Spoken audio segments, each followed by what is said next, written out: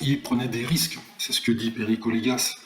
Mardi 28 décembre, en effet, l'agent de Grishka Bogdanov a annoncé la disparition du présentateur de Temps X à l'âge de 72 ans des suites du Covid.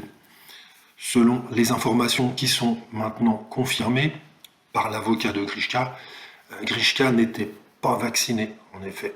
C'est le 15 décembre dernier qu'il avait été admis au service de réanimation de l'hôpital Georges Pompidou à Paris, avant de s'éteindre paisiblement pour rejoindre les étoiles.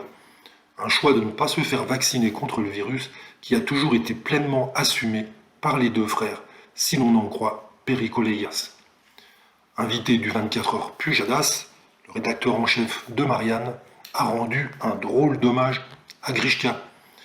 Ce sont des théoriciens et souvent ils aimaient, avant tout le monde, émettre des théories. Quelquefois ils ont eu raison, quelquefois ils ont eu tort, confie-t-il, précisant que les deux frères ont pris un risque énorme en renonçant au vaccin qui, rappelons-le, s'il ne permettait pas d'éviter totalement la contamination au Covid, permet au moins de limiter les complications qui sont liées.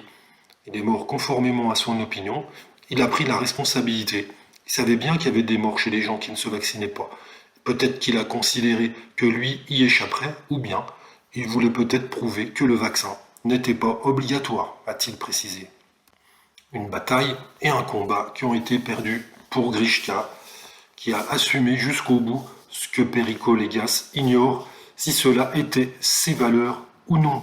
Mais il faut le prendre comme ça. Il assume, il ne se vaccine pas.